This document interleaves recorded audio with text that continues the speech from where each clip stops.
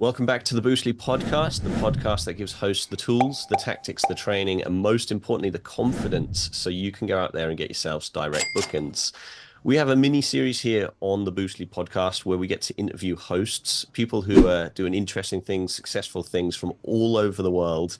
And we've got a very special guest on today. We've got James from B&B Uni. So welcome along, James. Thank you for joining me today. Thank you, Liam. You sound much more professional and crisp than before we started talking before. Well done.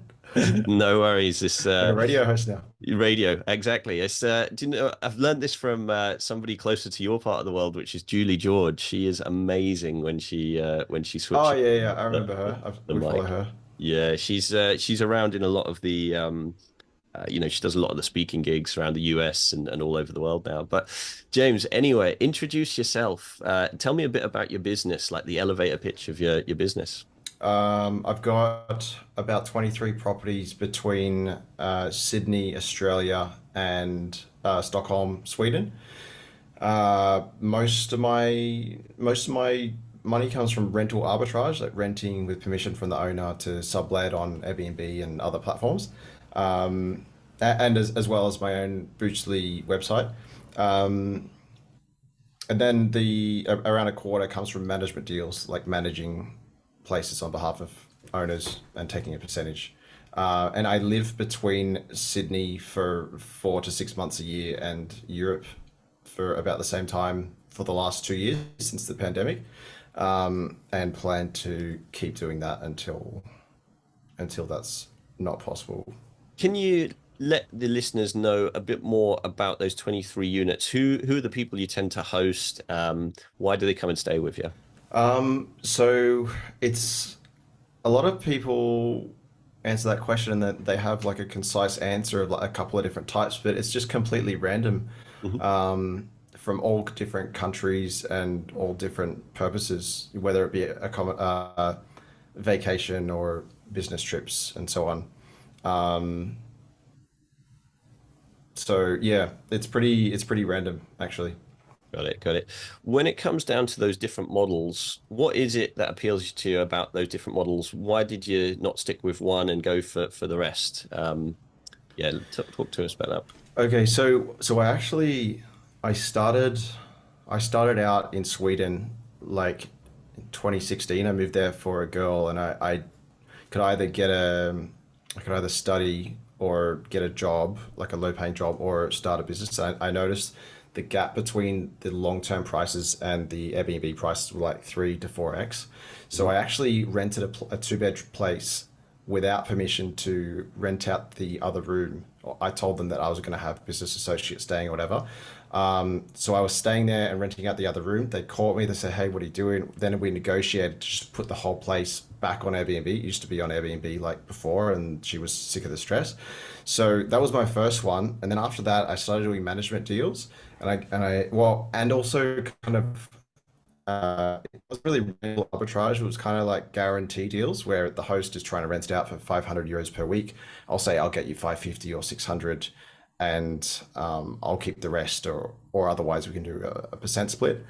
And then I scaled up to like 27 properties in 2 years, and I was just stressed out of my mind at all different cleaners, and I didn't have a car, catching taxis to IKEA and carrying bags, the big blue bags by myself, all that sort of stuff. Um, and when you have 27, well, it was probably 20 management deals and seven guarantee kind of deals, you're dealing with like 15 to 20 different people and personalities, and you can't control how the place looks. So I didn't furnish places when I was back in Sweden. Then when I moved back to Australia a few years, like a year after that, I got to 27. I just started renting places with permission, and then I would furnish them as well, so I could control everything down to the paintings on the wall. And I kind of created a formula where you can squeeze out, like, in my opinion, every possible dollar, like to the 5%, from a property by completely optimizing according to like the location, and the style of the property for what your guest would typically want. So how long ago was when you first started in Sweden versus where you are now? So it was 2016 in Sweden, and then after a year, I had 7 properties, and then another year later, it was 27. They weren't long-term deals, the 27, or probably around half of them were for a period of less than 6 months. So yeah, it was a big surge, and I got scammed by a VA that was because I had a 6 week holiday booked and I was already working like 60 hours a week or more. I was like, what am I going to do? I'm going to have to hire a manager. And she convinced me to hire like loads of VAs. And I'd never run a business like this before. She's like, oh, you need to have one VA per 3 properties. So I just trusted her. And then we had like 8 or 9 VAs getting like $1,000 a month. And then by the end of the summer, I'd only made like 15 grand or something profit. And I was like, oh, I had to just cut everyone except for like 2 or 3 of the best ones. Was that the biggest challenge? Was there any other challenges along your journey? Well, COVID was a challenge. Hmm. That was probably still the second biggest challenge after that whole not making money when you have so many properties. Um, but I found that with a combination of renegotiating rents or setting management deal owners expectations and convincing that it's still a better idea to keep it on so that we can capitalize from summers and stuff like that. And by selecting the right properties and furnishing them in the right way, they were still worth more than what I was paying in the rent, even though there was such a shock to the market. So I was still able to like make okay money through that period and not like lose money. Like if I don't know how many guaranteed rents I had per week, but I wasn't like losing money on each deal. I was like at least covering the costs on the worst ones. What's been the biggest wow moment or the biggest successes since 2016? What stands out as being something that you're very proud of, or something which was hard to do and you got there? The biggest wow moment is like I reached it actually in like January, February of 2020, and it's basically when you don't need to really check your phone every day or do tasks, Hmm. and you get VAs that you trust, and they're you've got them covering all the periods where they need to cover like 9 a.m. till 11 p.m. And yeah, you could just kind of go on holiday for like at least a week without checking anything, rather than checking every single day to make sure everything is all good. I guess the word is like asana in like meditation or something. It's like this promised lands on the other side of getting things like all your systems set up. And then the pandemic hit, and then but then I reached it again like 18 months ago or so.